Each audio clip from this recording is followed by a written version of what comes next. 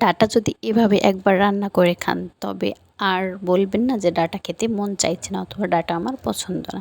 তো চলুন কীভাবে রান্না করলাম সেটা আপনাদের সঙ্গে শেয়ার করি। পুরোটা ভিডিও জুড়ে অবশ্যই থাকবেন। সবাইকে নমস্কার।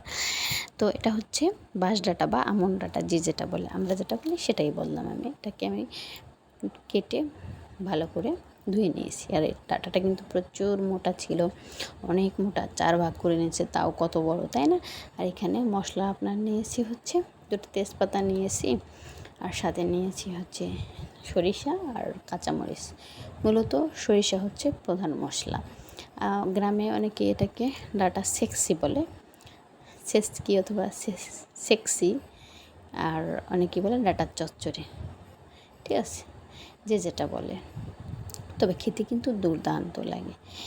তো চলুন বলি এবার। প্রথমে তেল দিলাম, এরপরে জিরে তেজপাতা দিলাম, এর সাথে কিছু গরম মশলা দিয়েছি, সেটা আমি পরে দেবো। আপনারা চাইলে দিতেও পারেন, নাও দিতে পারেন। আর এই সময়ে এই ডাঁটাটা পাওয়া যায়, অবশ্যই কিন্তু আপনারা এটা ট্রাই করবেন। আর ডালে দিয়ে খেতেও এই ডাঁটা কিন্তু বেশ মজা লাগে। আমি আরও কিনে রেখেছি, পরবর্তী ভিডিওতে আমি দেখাবো ডালে দিয়ে কিভাবে খেতে হয়। অবশ্য এটা দেখানোর কিছু নাই, খুব সহজেই, কিন্তু মানে এটা খেতে যে কি ভালো।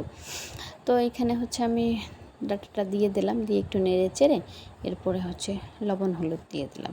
এটাকে আমি ভালো করে নেড়ে চেড়ে কষিয়ে নেব, যাতে এটা ভালো করে সিদ্ধ হয়। যদি দেখেন যে আপনার সিদ্ধ হয় না, তাহলে বেশি করে জল দিবেন, অথবা প্রেশার কুকারে একটা সিটি দিয়ে নিতে পারেন।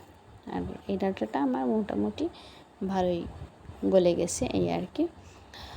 তো এখানে মশলা নিয়েছি, এটা আমি পাটায় বাটবো না, আজকে ইচ্ছা করছে না, শুধু জিরাটা বেটেছি, কারণ জিরা আপনার ব্যালেন্ট হয় না। তো এখানে আমি নিয়েছিলাম হচ্ছে একটু, সাথে একটু হলুদ দিয়েছিলাম, এই জন্য হলুদ কালার এসেছে। আর এই যে কিছু গোটা গরম মশলা ছেড়ে দিলাম।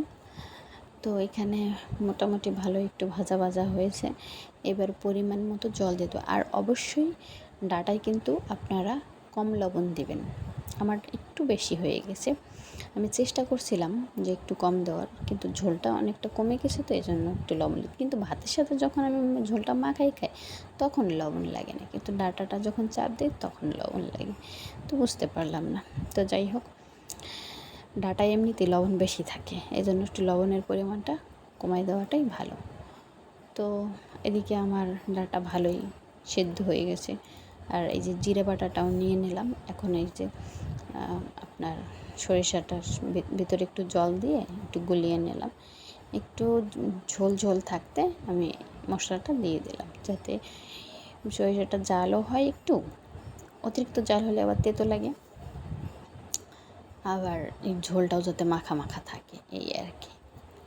খুব কিন্তু যে অনেক সময় লাগে অথবা খুব বেশি একটা তা কিন্তু না। তো যাই হোক, জালটা দিয়ে কিছুক্ষণ পরে আমি নামিয়ে নিয়েছি, এই যে। তো কেমন হয়েছে অবশ্যই কমেন্টে জানাবেন। যে যেখান থেকে আমার ভিডিওটা দেখছেন সবাই লাইক, কমেন্ট, শেয়ার এবং সাবস্ক্রাইব দেবেন, ফলো দেবেন।